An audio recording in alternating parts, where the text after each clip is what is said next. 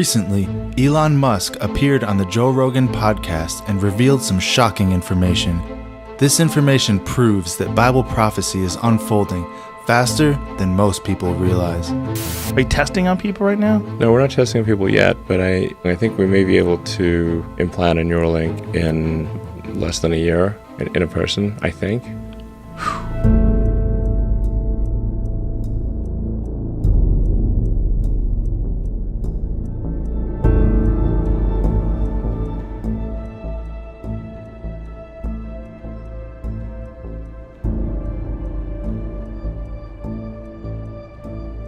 Once you become a god, I mean, you literally could fundamentally change the way human beings interface with each other. Yes. Yes. Here we are in the year 2020, and Elon Musk, said to be one of the world's smartest people, is creating technology that directly correlates with what Satan told Eve in the Garden of Eden. Genesis chapter 3, verse 5. Then your eyes shall be opened, and ye shall be as gods, knowing good and evil. Ye shall be as gods. Sound familiar?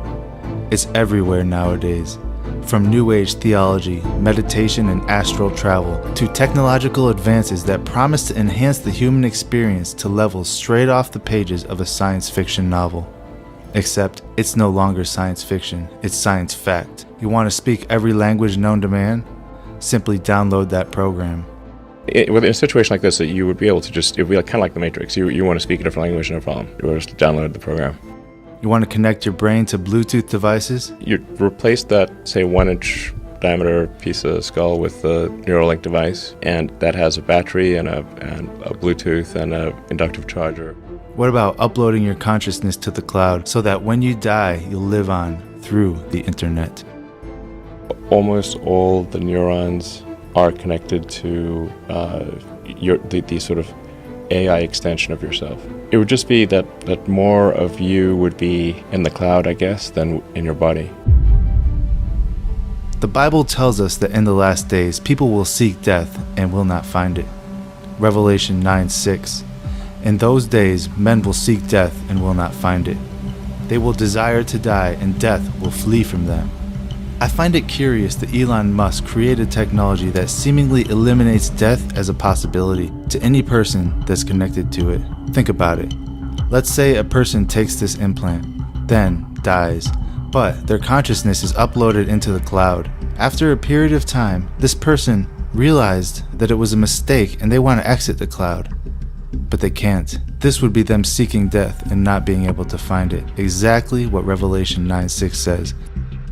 Furthermore, there's something interesting about the verse directly before it. The locusts were not given the power to kill them, but only to torment them for 5 months, and their torment was like the stinging of a scorpion. Do you think it's any coincidence that Elon Musk's Neuralink is implanted into the brain via a scorpion-like stinger? It's actually a robot that bears a mighty resemblance to the scorpion stinger, but we'll get to that a little bit later. So what exactly is this Neuralink that Elon Musk created, and how does it work? If someone ultimately does get a Neuralink installed, what will take place? Well, for version 1 of the device, it would be basically implanted in your skull. So you basically take out a chunk of skull, put the Neuralink device in there. You'd insert the electrode threads very carefully into the brain, stitch it up, and you wouldn't even know that somebody has it. To find out the details regarding Neuralink, let's head over to their website and see what it's all about. Alright, so here we are at the Neuralink website, and if you click this link here, it's going to take us to the research papers, so let's check it out. An integrated brain-machine interface platform with thousands of channels, Elon Musk Neuralink. Abstract. Brain-machine interfaces, or BMIs, hold promise for the restoration of sensory and motory function and the treatment of neurological disorders, but clinical BMIs have not yet been widely adopted, in part because modest channel counts have limited their potential. In this white paper, we describe Neuralink's first steps toward a scalable, high-bandwidth BMI system. We have built arrays of small, flexible electrode threads with as many as 3,000 372 electrodes per array distributed across 96 threads. We have also built a neurological robot capable of inserting 6 threads, 192 electrodes per minute. Each thread can be individually inserted into the brain with micron precision for avoidance of surface vasculature and targeting specific brain regions. The electrode array is packaged into a small implantable device that contains custom chips for low power, onboard amplification, and digitization. The package for 3,072 channels occupies less than 23 by 18.5 by 2 millimeters. A single USB-C cable provides full bandwidth data streaming from the device, recording from all channels simultaneously. This system has achieved a spiking yield of up to 70% in chronically implanted electrodes. Neuralink's approach to BMI has unprecedented packaging, density, and scalability in clinical relevant packages. So what they're saying here is they created a brain-machine interface that connects directly to the neurons inside of your brain, allowing you to connect a USB-C device to the Neuralink. Let's continue on. Introduction. Brain-machine interfaces, BMIs, have the potential to help people with a wide range of clinical disorders. For example, researchers have demonstrated human neuroprosthetic control of computer cursors, robotic limbs, and speech synthesizers using no more than 256 electrodes. While these successes suggest that high-fidelity information transfer between brains and machines is possible, development of BMI has been critically limited by the inability to record from large numbers of neurons. Non-invasive approaches can record the average of millions of neurons through the skull, but this signal is distorted and non-specific. Invasive electrodes placed on the surface of the cortex can record useful signals, but they are limited in that they average the activity of thousands of neurons and cannot record signals deep in the brain. Most BMIs use invasive techniques because the most precise readout of neural representations requires recording single action potentials from neurons in distributed functionality linked assembles. So in the introduction here, they're saying that this technology has the capability to help people that have brain injuries by using these Neuralink wires and connecting them to parts of the brain that may be injured or damaged for some reason. Let's keep reading. Further on down the page, we read this. Here, we report Neuralink's progress towards a flexible, scalable BMI that increases channel count by an order of magnitude over prior work. Our system has 3 main components: ultra-fine polymer probes, a neurosurgical robot, which is that scorpion stinger I was telling you about, and custom density electronics. We demonstrate the rapid implantation of 96 polymer threads, each thread with 32 electrodes for a total of 3,072 electrodes. We develop miniaturized custom electronics that allow us to stream full broadband electrophysiology data simultaneously from all these electrodes. We package this system for long-term implantation and develop custom online spike detection software that can detect action potentials with low latency. Together, this system serves as a state-of-the-art research platform and a first prototype towards a fully implantable human BMI. Now, in this Joe Rogan podcast, Elon says that a working BMI or a working Neuralink implant is ready to install in humans in about a year from now. And as you'll see, they've already installed this on rats. Let's continue reading. Section 2. Threads. We have developed a custom process to fabricate minimally displacive neural probes that employ a variety of biocompatible thin film materials. The main substrate and dielectric used in these probes is polyimide, which encapsulates a gold thin film trace. Each thin film array is composed of a thread area that features electrode contacts and traces and a sensor area where the thin film interfaces with custom chips that enable signal amplification and acquisition. So they're basically saying that they've developed these very, very tiny wires that go into your brain and they can put them on specific neurons to control the action of that neuron. Basically, what they do is they cut a square hole out of the skull, and Using the scorpion-like stinger, they go into your skull, bypassing any arteries or veins because this scorpion-like stinger is a robot which is specifically programmed to, quote, non-invasively implant these wires. And these wires are attached to a square that's fused to the back of your head where you can plug in a USB cable. He goes on to say, "We have designed and manufactured over 20 different thread and electrode types into our arrays. 2 example designs are shown in panels A and B of Figure 1, which is on the screen right now.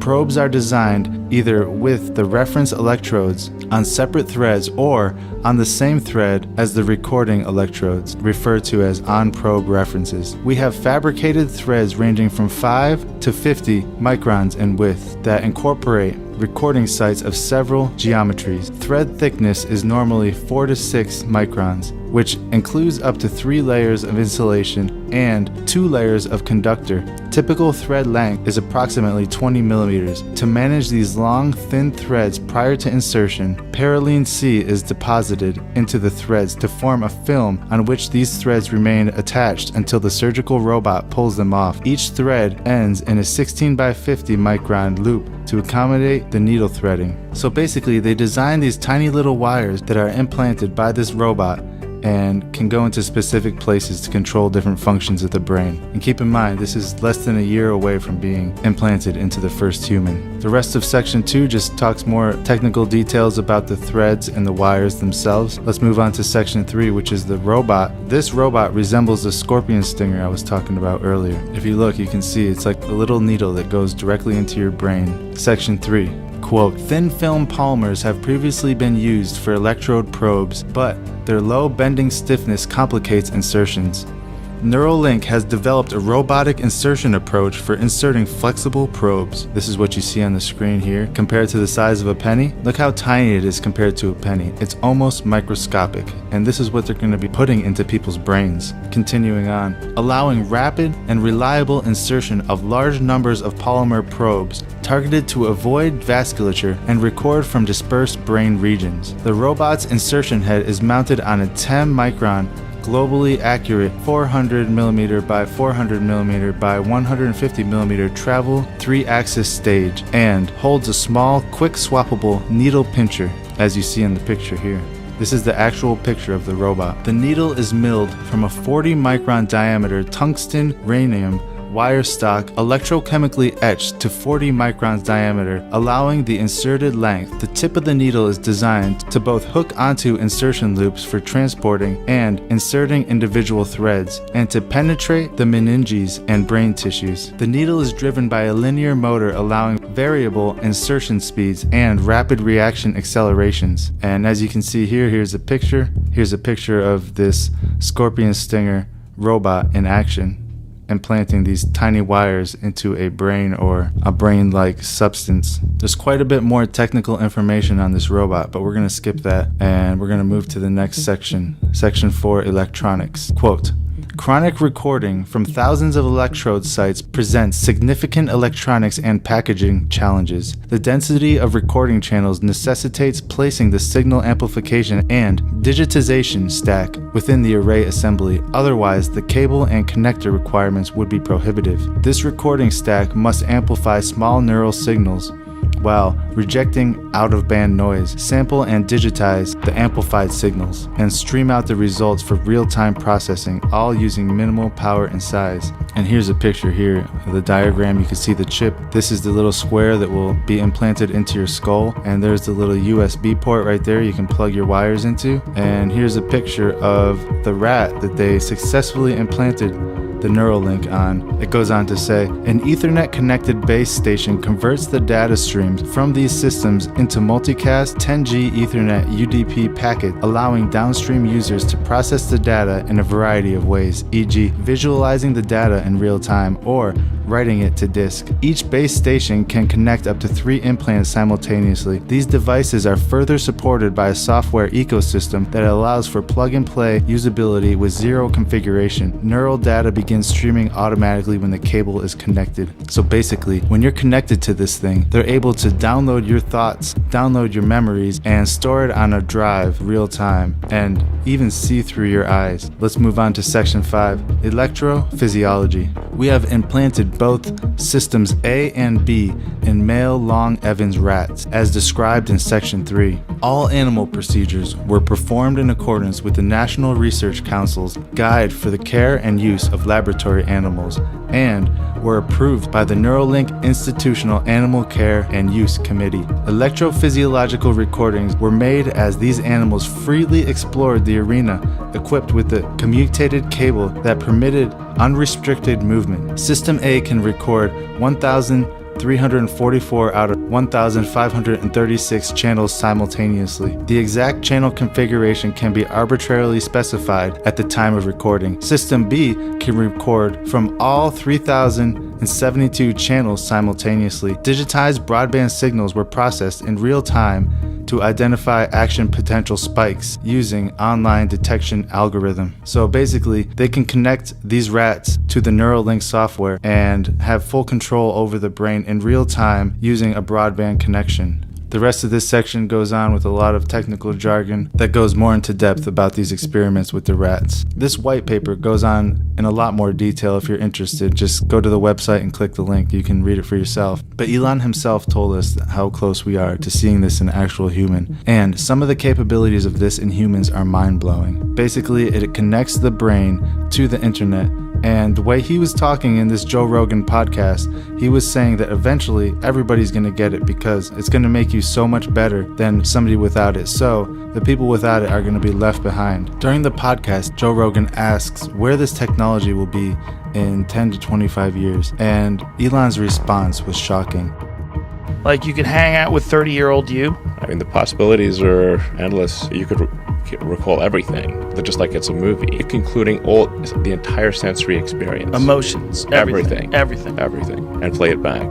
He goes on to say that in 25 years, he's confident that there could be a whole brain interface that connects every aspect of who you are to the internet. Everything from your personality to your memories, and even with the capability to separate time itself, so you can relive old memories and feel the emotions. You can smell the smells of your memories. You can go back and even create a secondary person, seemingly implanting your own personality into some sort of machine. He says the possibilities are endless.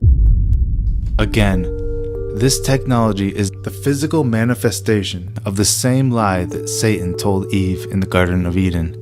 Ye shall become as gods. The schemes of the devil are always telegraphed by the desired outcome. In Isaiah 14:13 through 14, we can clearly see what Satan's ultimate goals are. Quote, I will ascend to the heavens. I will raise my throne above the stars of God. I will sit on the mount of assembly in the far reaches of the north. I will ascend above the tops of the clouds. I will make myself like the Most High. End quote. Therefore, whenever we see something that has the ultimate goal of removing the Most High God from the equation, something like Elon Musk's Neuralink, for instance, there can be no question as to its origin. 2 Corinthians, verse 4, chapter 4. In their case, the God of this world has blinded the minds of the unbelievers, to keep them from seeing the light of the gospel of the glory of Christ, who is the image of God. You see, we must keep our eyes fixated on Jesus at all costs. Everything else is just a distraction, because the one who endures to the end will be saved. If you enjoyed this video, please take the time to add a comment, tell us how you feel, and don't forget to hit that like button.